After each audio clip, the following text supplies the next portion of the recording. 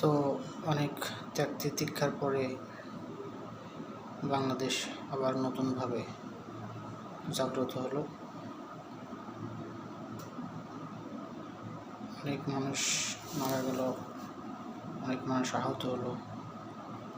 তো তাদের এই আহত মারা যাওয়াটা সার্থক হলো বলে আমি মনে করি। তো এখন কথা হচ্ছে যে এই যে বর্তমান পূর্বে যে সরকার ছিল, তাদের যে মন্ত্রী পরিষদ ছিল, সেগুলা তো এখন আপনার নতুন করে ওদেরকে পদত্যাগ দিয়ে নতুন করে আবার অন্তর্বর্তীকালীন সরকার দিতে হচ্ছে। তো এই অন্তর্বর্তীকালীন সরকারের যিনি দায়িত্ব পাবেন শুনতেছি, সবাই বলতেছে ডক্টর ইউনূস সাহেব। তো ওনাকে এই পদে বসানোর আসলেই কতটুকু কেমন হলো, বিষয়টা নিয়ে একটু আলোচনা করতে চাইলাম।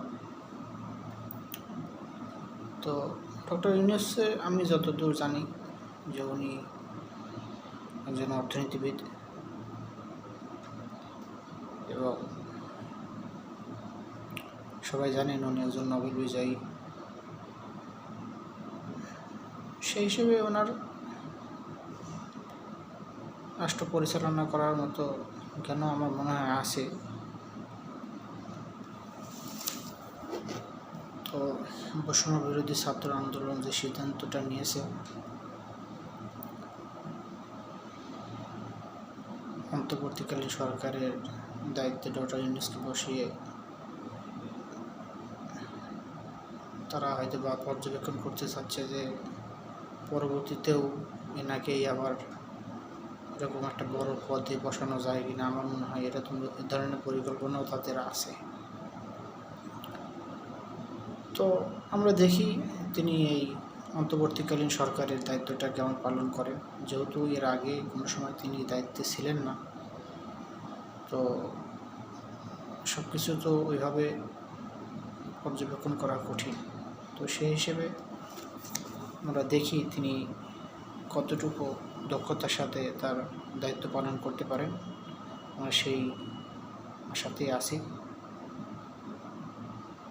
এখন বাকি যে উপদেষ্টাদের যে আরও যারা আছেন, তারা কারা কারা এখানে পাচ্ছেন পদ, তারা এটাও আমরা এখনও জানতে পারিনি। শুনলাম যে আজকের ভেতরেই এটা অন্তর্বর্তীকালীন সরকারের রূপরেখাটা আজকেই হয়তো ঘোষণা হতে পারে।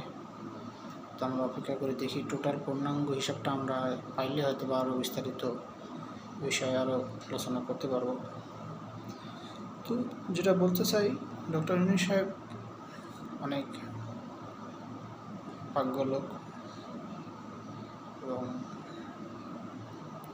যেহেতু একটা দেশ পরিচালনা করার মূল যে দুটা থিওরি কাজ করে, সেটা হচ্ছে যে পলিটিক্যাল ইকোনমি, সেটাতে মোটামুটি তিনি ইনভলভ। তো সেই হিসেবে আশা রাখি যে তিনি ভালো একটি ব্যবস্থাপনায় দেশ পরিচালনা করতে পারবেন। তো আমরা সেটাই এখন দেখব যে উনি কতটুকু দক্ষতার সাথে তার মেধাকে আসলে তিনি খাটাইতে পারলেন। তারপরে আমরা হয়তো বা বৈষম্য ছাত্র আন্দোলন হয়তো পরবর্তীতে সিদ্ধান্ত নেবে আমরা আশা করতেছি।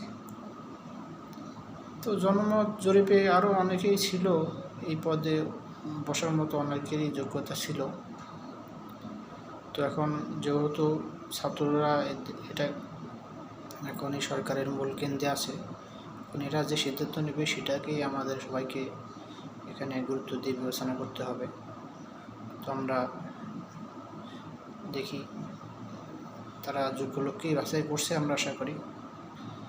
দেখি তিনি কেমনভাবে আমাদের রাষ্ট্রটাকে পরিচালনা করেন। আপনারাও দেখেন। পরে বিষয় নিয়ে আবার নতুন করে একটা ভিডিওতে আসবো। আমার চ্যানেলটিকে সবাই সাবস্ক্রাইব করে রাখেন। দেশটাকে যেহেতু আবার নতুন করে সরকার গঠন হতে যাচ্ছে, সেহেতু চিন্তা করছি যে এই বিষয় নিয়ে আরও বিস্তারিত আলোচনা করব। পরবর্তীতে আরেকটা ভিডিও নিয়ে আমি আবার আসবো। সকলেই ভালো থাকবে।